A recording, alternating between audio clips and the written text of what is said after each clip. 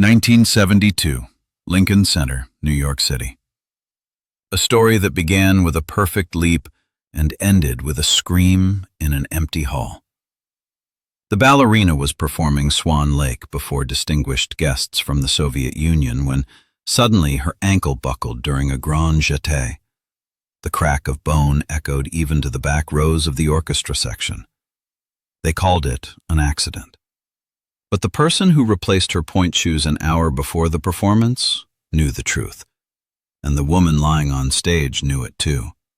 She knew this was payback for daring to love the wrong person, for refusing to continue playing the game, for wanting to be just a ballerina, not a tool in someone else's hands. How did a fragile girl from the heartland become an informant? Why did a corrupt system decide to destroy her? And what did they find in sealed archives 43 years after her death? If you're loving the content, make sure to subscribe right now so you don't miss us in your recommendations. We upload new, exciting videos every day. Thank you for watching. Let's get into it. Grace Winters was born in 1948 in Canton, Ohio, to a high school teacher and a nurse. Her father died when she was 3, a construction accident, according to the documents. Her mother was left alone with 2 daughters. Money was tight, barely enough for bread and potatoes. Ballet entered Grace's life by chance. At 8 years old, she saw Margot Fonteyn in The Dying Swan on television. Something inside the girl shifted. She stood before the mirror and tried to replicate the movements. It was awkward, comical, but her mother noticed. The child had natural grace. Her mother took Grace to a community center dance class. The instructor, a stern woman with gray hair pulled back tight, looked at the girl and said, "She has perfect proportions. Arch, turnout, lines. If she works hard, she could make it to New York." Grace worked. She trained until her feet bled, until she fainted, until she cried. At 14, she auditioned for the School of American Ballet in New York City. Competition was fierce. 200 applicants for 1 spot. Grace made it through. At the school, discipline was military. Wake up at 6 in the morning, bar work, rehearsals, performances, academics, lights out at 10 p.m. Girls starved themselves to maintain weight. Grace weighed 104 pounds at 5 feet 6 inches.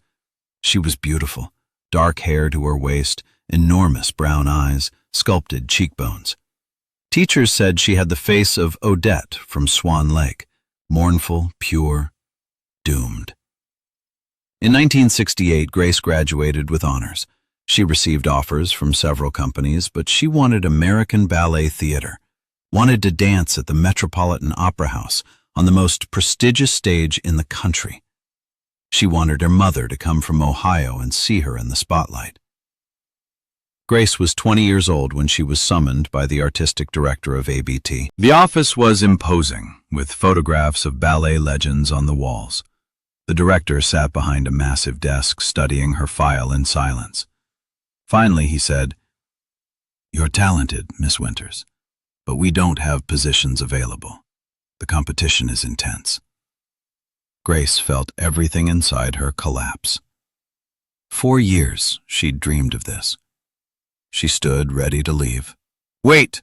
the director stopped her.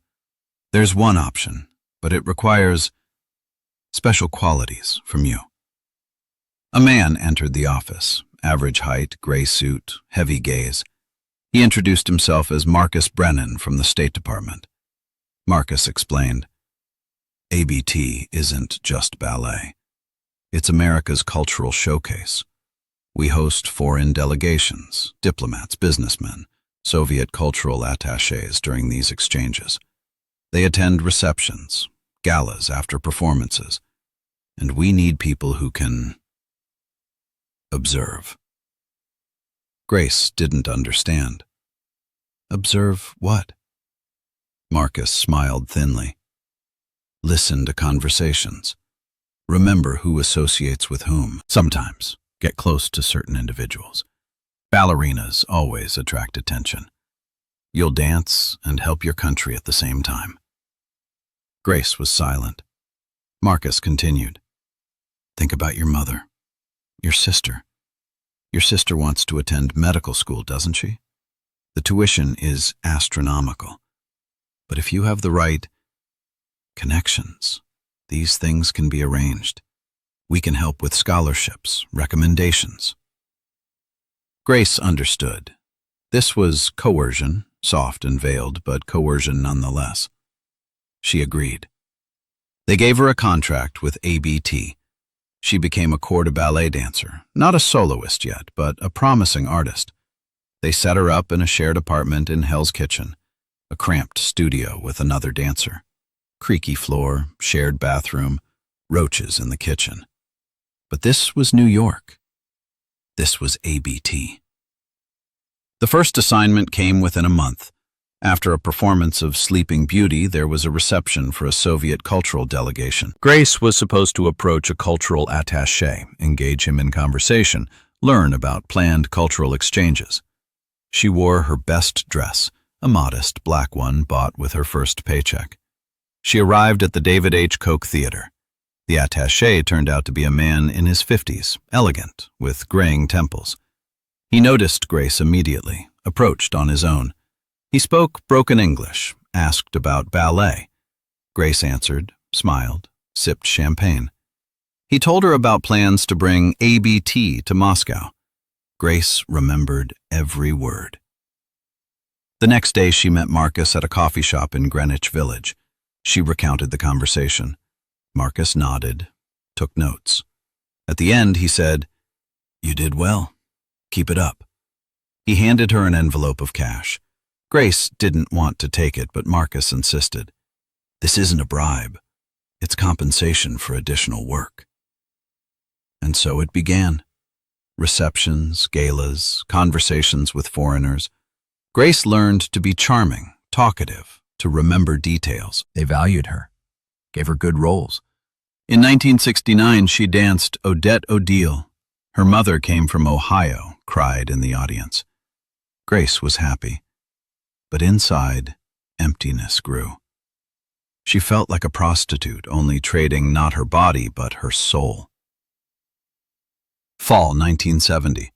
During rehearsals for a new production of Romeo and Juliet, Grace first saw him.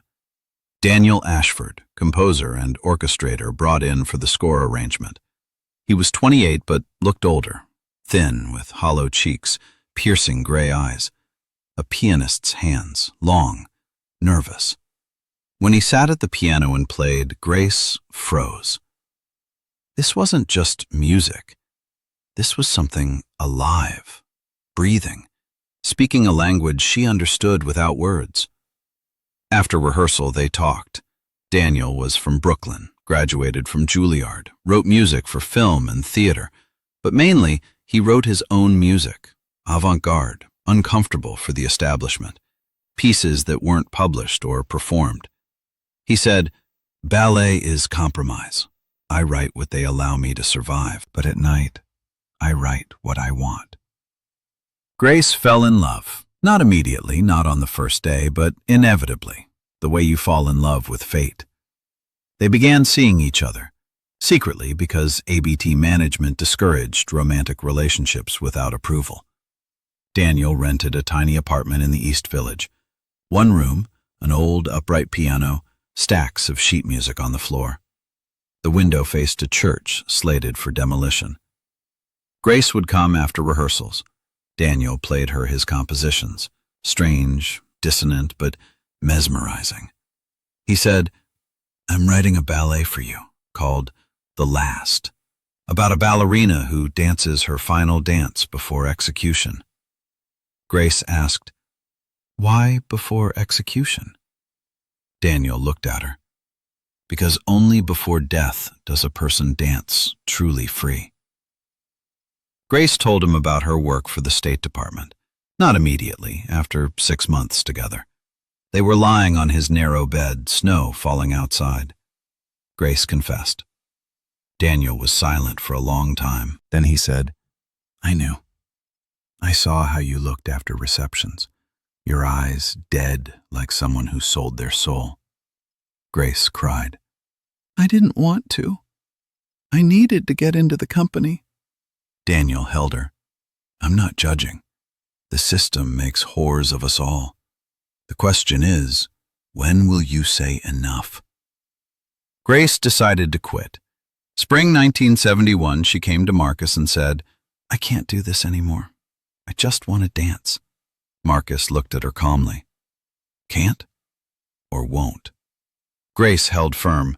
Both. I've done everything you asked for 2 years. That's enough. Marcus pulled photographs from a folder. Grace at a reception talking with a Soviet attaché. Grace at a restaurant with a Soviet journalist. Grace at a party hosted by a Soviet diplomat. These photographs can be interpreted various ways, Marcus said. For example, as collaboration with foreign agents. Maybe you're the one passing information to them.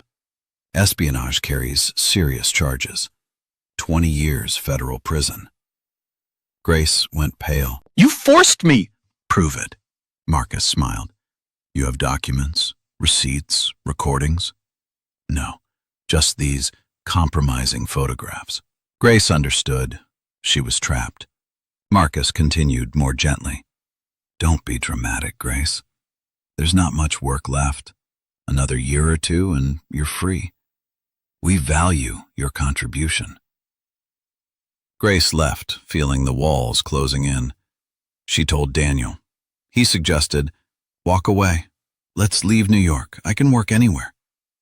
But Grace couldn't abandon ballet. It was everything she'd lived for. She decided to continue, but carefully. Fulfill assignments formally, without depth. The State Department learned about Daniel. July 1971. Marcus summoned Grace again. A dossier lay on the table. Daniel's photograph, biography, list of associates. Daniel Joseph Ashford, Marcus read. Composer, has connections to anti-war circles, attends underground concerts, suspected of communist sympathies. Grace went cold. We know about your relationship, Marcus continued, and I'm warning you, this man is dangerous for your career. He's just a musician, Grace breathed. He's a radical, Marcus cut her off.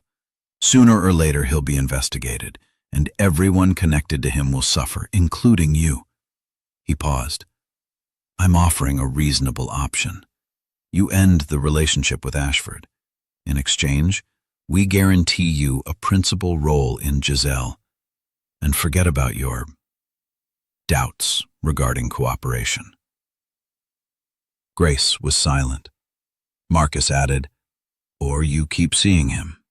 Then within a month you'll be fired from ABT for contract violations, and Ashford will be drafted to Vietnam. Choose. Grace left the office in shock. She understood this was an ultimatum, either ballet or love. She chose ballet. That evening she came to Daniel and said, we need to break up. Daniel looked at her silently, then asked, did they force you? Grace nodded. Promised a principal role. Threatened to draft you. Daniel laughed bitterly. And you agreed. Traded me for Giselle. It's not like that, Grace whispered through tears. If I refuse, they'll destroy us both. At least this way you'll be safe. Daniel stood, walked to the piano, played several chords, mournful, farewell. You know what's most terrifying, he said. Not that the system breaks people, but that people let themselves be broken. You could have said no, could have left, abandoned it, started over, but you chose safety. Grace cried. I can't exist without ballet. It's all I have. Then dance, Daniel said. Dance for them. Just don't tell me you had no choice. There's always a choice. Grace left. That was their last meeting as lovers. They never saw each other privately again. 1972, February. Grace rehearsed Swan Lake for a major gala. A Soviet delegation was visiting, negotiations about cultural exchange. Grace would dance Odette in the White Act, the most famous scene where the swan dies. Rehearsals were difficult. Grace couldn't concentrate. After breaking up with Daniel, she'd fallen into depression, took pills to sleep, drank vodka to forget, lost weight, dropped to 95 pounds. Teachers scolded. "Winters, you look like a skeleton. Eat something." But Grace couldn't. Food wouldn't go down. Inside was emptiness. A week before the performance, the wardrobe mistress brought Grace her pointe shoes. New ones, specially ordered for the gala. Grace tried them on. Perfect fit. Solid, comfortable, good arch support. Performance day. February 15th, 1972. Lincoln Center blazed with lights. In the audience, Soviet delegation, American government officials, journalists. Grace prepared backstage, applied makeup, warmed up, put on the white Odette tutu. The wardrobe mistress brought the pointe shoes. Grace tied the ribbons, stood. Took a few steps. Everything felt fine. She walked on stage. The orchestra played the Swan theme. Grace began dancing. The first variations went well. She soared, floated, was ethereal. The audience held its breath. This was her triumph. The climax, grand jeté, the great leap across the stage diagonal. Grace ran, pushed off, and midair felt her right ankle twist. Sharp pain shot through her ankle. A crack. Grace fell on stage. The pain was so intense her vision darkened. She tried to stand, couldn't. Her leg wouldn't hold. The orchestra stopped. The audience gasped. The curtain dropped quickly. Medics ran to Grace, lifted her, carried her off stage. The pain was unbearable. At the hospital, they did x-rays, fractured ankle with displacement. The doctor said, "At minimum, 6 months recovery, possibly longer, and there's no guarantee you'll return to the stage." Grace lay in the hospital bed understanding. Her career was destroyed. At 24 years old. She cried silently so the other patients wouldn't hear. 2 days later, Marcus came to visit. He brought flowers, sat by the bed. "How's the ankle?" he asked with concern. "Broken," Grace answered. "Career over." Marcus shook his head. "Don't be dramatic. Doctors say you'll recover." Then added quietly, "Strange thing, isn't it? The shoes were new, specially made for you. But the ankle twisted like something was wrong with the shoe." Grace looked at him, something cold in his eyes. "What are you saying?" she whispered. Marcus shrugged. "Nothing, just thinking. You know, sometimes there are technical errors. The wardrobe mistress might have miscalculated the shank density, or someone could have scored the box. Accidentally, of course." Grace went cold. "This was you?" Marcus stood. "Me? Come on, Grace, I'm your friend. I just want you to understand, when people make unwise choices, sometimes unpleasant things happen. Your romance with Ashford was an unwise choice. Your desire to stop cooperating was an unwise choice. And here's the result." He placed an envelope on the nightstand. "This is for treatment. Get better, and think. Are you ready to continue working with us, or do you want the unpleasantness to repeat?" He left. Grace opened the envelope, $500 inside. A lot of money. Blood money. She tore it up and threw it in the trash. That night, a nurse came to her. "You have a letter." She handed over an envelope. Grace opened it. Daniel's handwriting. "Grace, I heard what happened. I'm so sorry. I know you don't believe it, but I still love you. And I will write that ballet for you. Not for them, for you. The last, about a ballerina who dances her final dance. Not for an audience, for herself. A free dance. Daniel." Grace spent a month in the hospital, then began recovery training. The ankle healed poorly. Doctors said there might be permanent limping. Grace trained until exhaustion. The pain was hellish, but she endured. She had to return to the stage. It was the only thing keeping her from complete collapse. After 6 months, she returned to the theater, but they no longer cast her in principal roles. Officially, because of the injury, needing time to recover. Unofficially, punishment. Grace danced in the corps de ballet ensemble, sometimes small solo parts, but never principal. She watched other ballerinas get roles that could have been hers, watched their triumphs, and understood they'd broken her. Marcus called occasionally. "How are things, Grace?" Ready to continue cooperation. Grace stayed silent. She couldn't work for them anymore, but she was afraid to refuse. She just avoided, deflected, made excuses. In 1975, the artistic director summoned her, said, "Grace, you're 27, for a ballerina that's not old, but not young either. Your injury doesn't allow you to dance at your previous level. I suggest transitioning to teaching. You could teach at the School of American Ballet." This was a gentle way of saying, "You're no longer needed on stage." Grace refused. She didn't want to teach. She wanted to dance. 1976. Grace is 28, and she understands time is running out. Ballerinas end their careers at 35 to 40, but dance principal roles until 30 to 32. She has 2, maybe 3 years left. She comes to Marcus, says, "I'm ready. I'll work. Just let me dance. One time. A principal role." Marcus smiles. "There's the sensible girl. I knew you'd come back." He gives her an assignment. An American choreographer, David Richmond, is coming to New York, a ballet legend. He's conducting workshops at ABT, scouting dancers for possible invitation to his company in San Francisco. The State Department wants to know who might be compromised by Soviet contacts, who might be vulnerable to recruitment.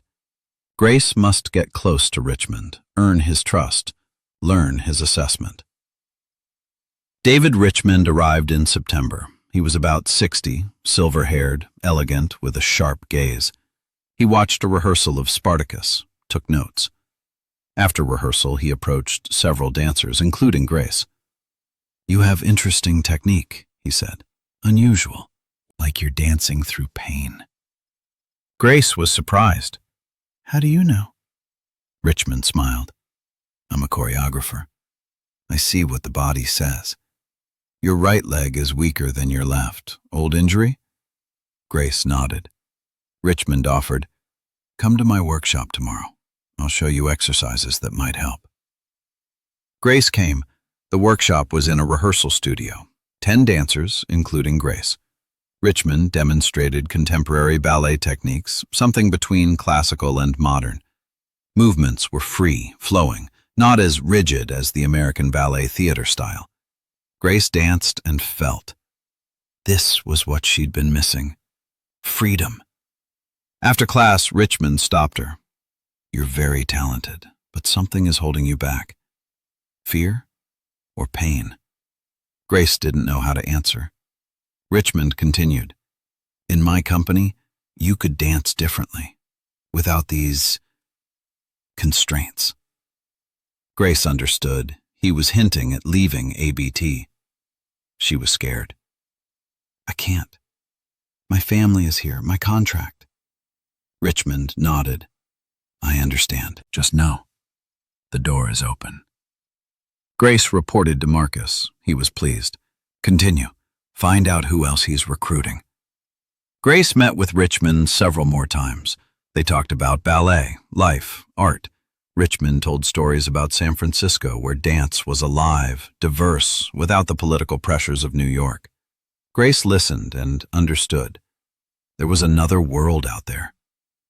She asked, "Do you ever regret choosing ballet? It's such a sacrifice, body, health, personal life." Richmond answered, "I've regretted it. But ballet isn't a profession, it's a calling. Either you dance or you die." Those words stuck with Grace. Before leaving, Richmond invited Grace to a farewell dinner. They sat at a restaurant in Midtown, ate steak, drank wine. Richmond said, "Grace, I see you're unhappy. I don't know what's holding you, but it's destroying you. If you ever decide to leave, contact me." He gave her a business card. Grace took it, knowing she'd never call. She reported everything to Marcus. He was satisfied. "Good work. Richmond didn't recruit anyone dangerous, thanks to your vigilance." He kept his word. In December 1976, Grace was given the principal role in Giselle. This was her last triumph. She danced as if in delirium, light, airy, tragic. The audience gave a standing ovation. Grace stood on stage, bowed, tears streaming down her face. She understood. This was the peak. From here, only down. After Giselle, Grace again refused to work for the government. She told Marcus, "I fulfilled my promise. I helped with Richmond. Now, leave me alone." Marcus looked at her for a long time, then said, "All right, Grace, you're free. But remember, freedom in this country is relative when you know what we know about you." Grace didn't understand what he meant. She understood a month later. January 1977. Grace was rehearsing La Bayadère. Suddenly, during rehearsal, she experienced dizziness. She collapsed. They took her to the hospital. Doctors ran tests, found severe exhaustion, anemia, heart problems. "You're not taking care of yourself at all," the doctor scolded. "At your age, you can't do this. You need rest, proper nutrition, vitamins." Grace was hospitalized for 2 weeks, fed, treated. But the strangest thing, memory lapses began. Grace could forget what happened in the morning or not remember her roommate's name. Doctors said it's from stress and overwork. They prescribed sedatives. Grace began taking them. The pills helped. She slept better, anxiety receded, but sluggishness appeared. Her thinking was slow, her movements slow. Ballet requires quick reactions, and she felt like everything was in fog. People at the theater began noticing. "Winters, where's your head? You missed your entrance." Grace apologized, tried to concentrate, but the memory lapses intensified. She could forget choreography right during a performance, freeze on stage, not knowing what to do next. It was terrible. Doctors increased the sedative dosage. Things got worse. Grace walked like a zombie. In 1978, she was demoted from soloist to corps de ballet, officially for health reasons.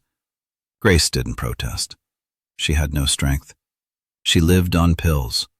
Morning to wake up, afternoon to function, evening to sleep. It was a vicious cycle.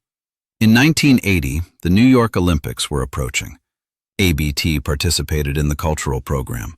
All artists were mobilized for rehearsals, performances, receptions. Grace danced in ensemble numbers, barely visible. She was a shadow. Once after rehearsal, a young ballerina, about 19, approached her, said, "Miss Winters, you were great once. What happened to you?" Grace looked at her with empty eyes. "I danced for them. Should have danced for myself." The girl didn't understand. Grace added, "Don't repeat my mistakes. Don't sell yourself, even if it seems like the only way." In 1982, Grace was fired from ABT. She was 34 years old. Official reason, budget cuts. Real reason, she was no longer needed, neither as a ballerina nor as an informant. Grace was left without work, without money, without purpose. 1983. Grace lives in a studio apartment in the Bronx. 8 by 10 feet, shared hallway, bathroom down the corridor. She works as a coat check attendant at a community theater. Salary $150 a week. Not enough to live on. She's thin, pale, looks 50 though she's 35. The pills ran out. no money for refills. Withdrawal began, hand tremors, insomnia, paranoia. Grace hears voices. She thinks she's being followed. She sees Marcus in crowds on the street, though it's not him. Psychosis escalates. Neighbors complain. Grace screams at night. In May 1983, she's admitted to a psychiatric hospital. Diagnosis: depressive paranoid syndrome. Treated with Haldol, Thorazine, electroshock therapy. Grace lies in a ward with bars on windows and thinks, this is the end. They've broken her completely. After 3 months, they discharge her, give her disability status, pension, $300 a month. Grace returns to her apartment, tries to live, but there's no life, just existence. One day in fall 1985, Grace was walking through Central Park. She saw a flyer, contemporary music concert at a small venue downtown.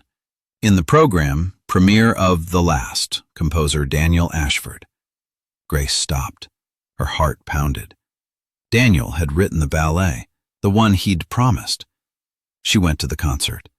The hall was half empty, maybe 30 people. Contemporary music wasn't popular. Grace sat in the back row. Daniel walked on stage. He'd aged, thin, gray, wearing glasses. He sat at the piano, began playing. The music was strange, dissonant, but mesmerizing. Grace listened and cried. She recognized herself in these sounds, her pain, her fear, her broken life. After the concert, she wanted to approach Daniel, but she was scared. She looked terrible, gray hair, hollow cheeks, dead eyes. She didn't want him to see her like this.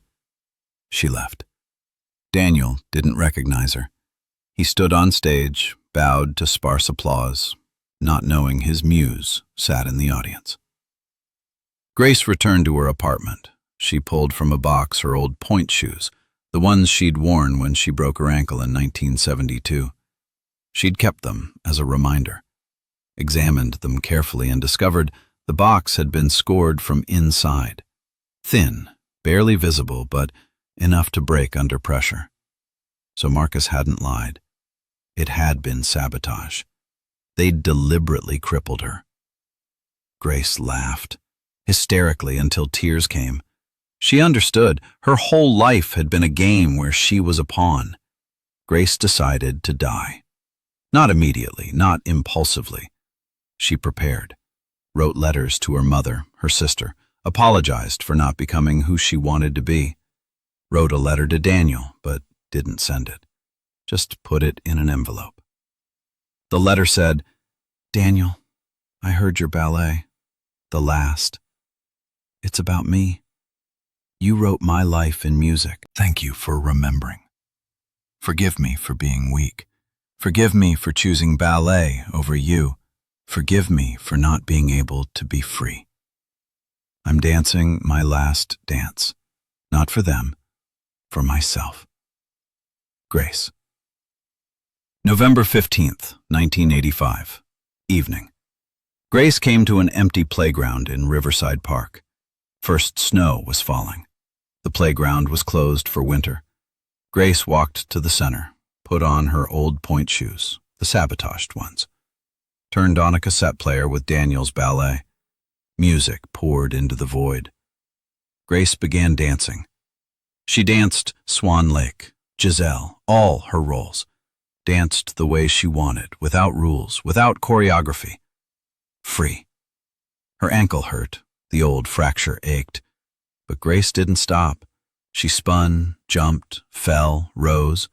Snow fell on her face, music played, and Grace was happy. For the first time in many years. This was her dance. Not for audiences, not for the government, for herself.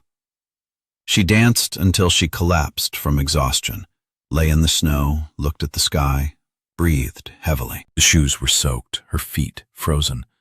She thought she could stay here, freeze to death.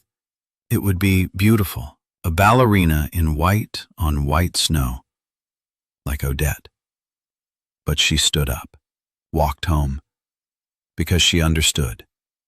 it wasn't time yet. 1986. Reagan is president. The Cold War is thawing. Changes are beginning. Grace watches on television and thinks, too late. For her, it's too late. She's 38, disabled, has no future. But she continues living, works at coat check, receives disability, exists. Sometimes memories come, the stage, spotlight, applause, but it's like someone else's life. Spring 1987, Grace receives a letter from David Richmond, the choreographer. He writes, "Dear Grace, I've often thought about you since that visit to New York. I recently learned you're no longer dancing. I'm very sorry. You were one of the most talented ballerinas I've seen. If you ever want to come to San Francisco, I'll arrange it. You could teach, choreograph. You have so much to offer young dancers, David." Grace read the letter and cried. The invitation came 10 years too late. When she could still dance, teach, live. Now she was a wreck. But she wrote back, "Dear David, thank you for the invitation, but I can't come. I'm sick. I have no money, no strength. My life ended many years ago. I'm just surviving.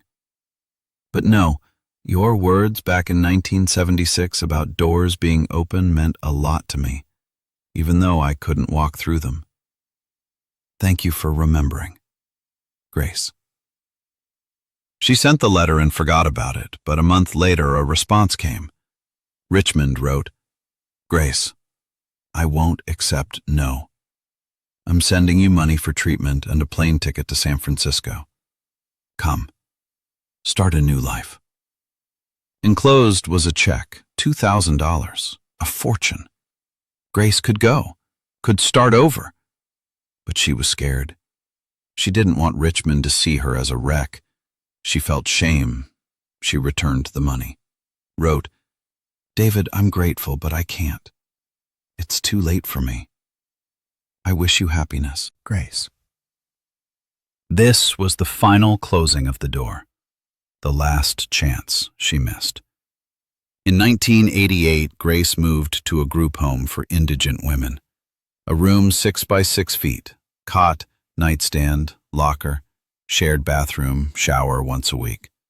Roommates, old women, alone, forgotten. Grace was the youngest but looked oldest. The facility had a small library, old books, magazines. Grace found issues of Dance magazine from 1972. One had an article about ballet, photographs.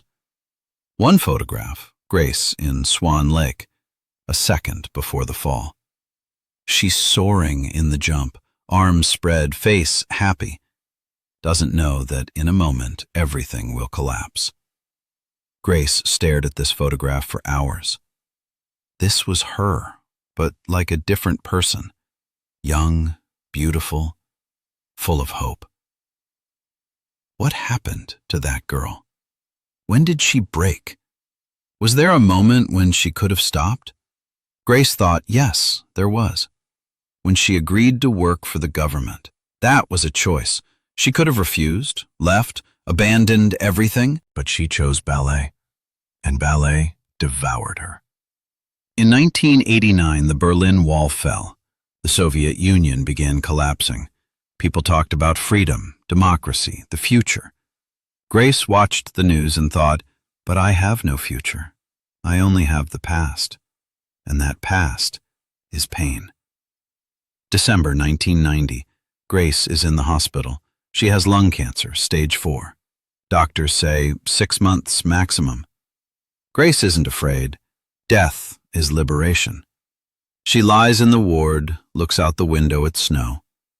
Remembers her mother who took her to that first dance class, first pointe shoes, New York, the school, sleepless rehearsal nights, ABT, spotlight, applause, Daniel at the piano, his hands on the keys, his words, "I'll write a ballet for you."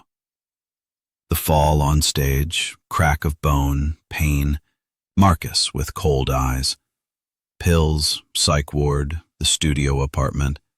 Her whole life flashes like film. And Grace understands. She doesn't regret it. Yes, she made mistakes. Yes, she was used and broken. But she danced. Maybe not long, maybe not as she dreamed, but she danced. She was on the ABT stage. She heard applause. She was a ballerina. January 15th, 1991. Grace dies. She's 42 years old. Buried at a cemetery in Queens, Potter's Field for the indigent. At the funeral, no one, just two women from the group home. No priest, no music. They just lower the coffin into earth. A marker with her name, Grace Winters, 1948 to 1991. That's all. No one knows a ballerina lies here, that she danced on America's greatest stage, that a composer loved her, that her life was a tragedy. But the story didn't end.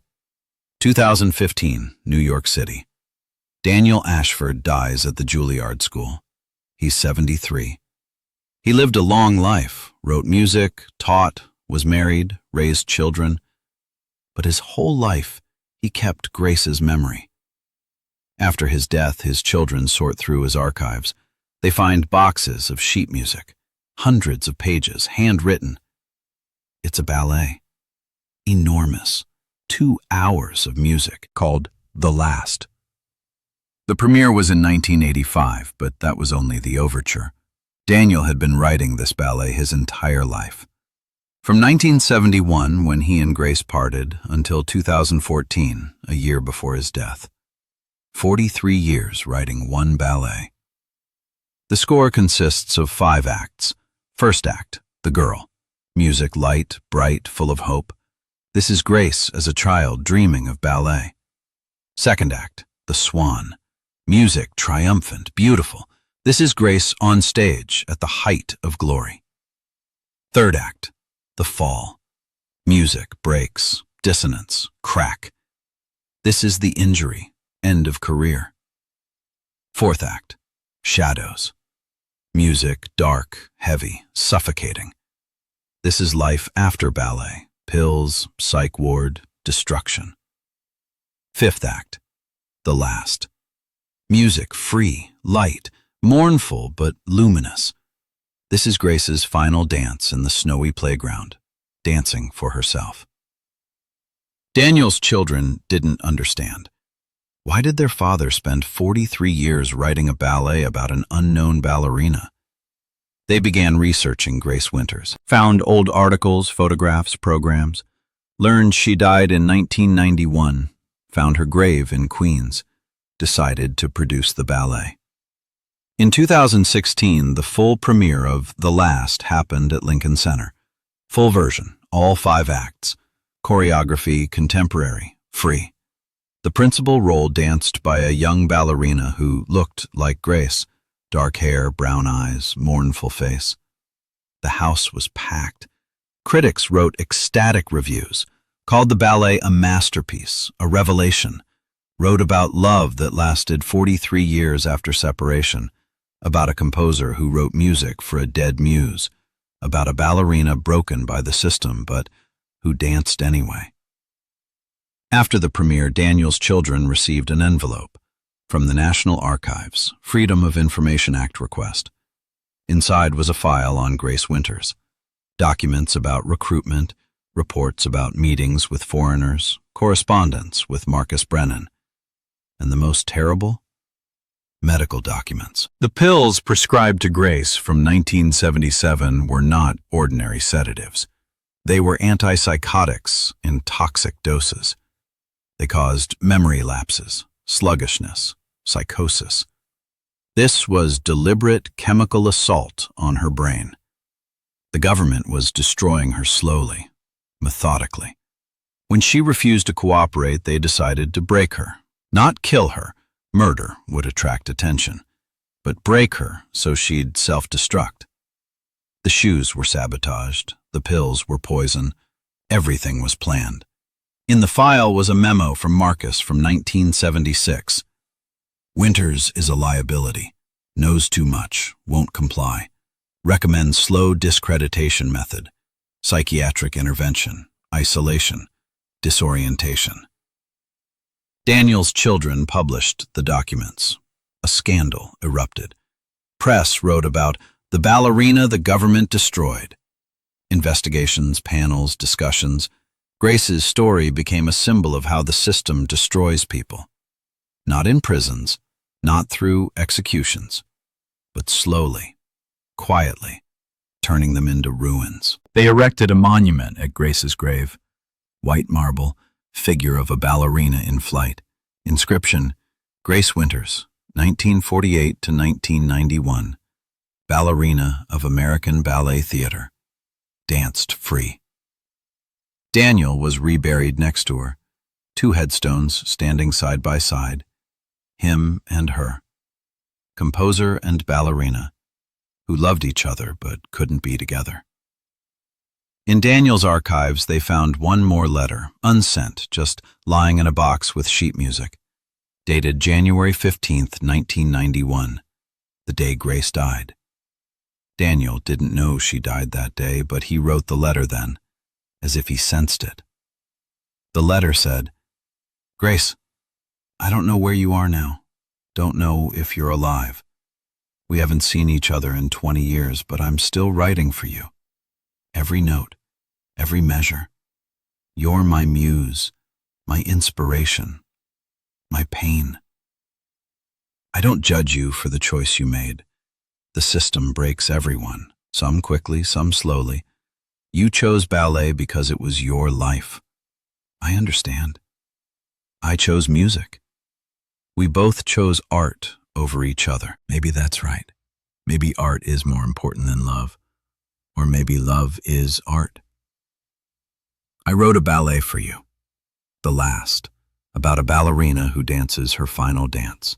Not for audiences, for herself. Free. I hope someday you'll hear it. I hope you'll understand this is my love for you, transformed into music. I love you, Grace. Always have. Even when you left. Even when we didn't see each other. I love you. And I will love you until I die. Daniel. This letter was published alongside the government file. People read and wept. A love story that passed through betrayal, pain, separation, death, but didn't disappear. Daniel loved Grace for 43 years after their breakup, wrote music for her, though she couldn't hear it. Grace heard the last only once in 1985 and cried in the audience. They didn't meet then, didn't talk, didn't embrace. She left. He didn't recognize her. But music connected them. Daniel wrote her life in notes. All the joys, pains, falls, hopes. He knew her better than she knew herself. And he gave her what she wanted her whole life. Freedom.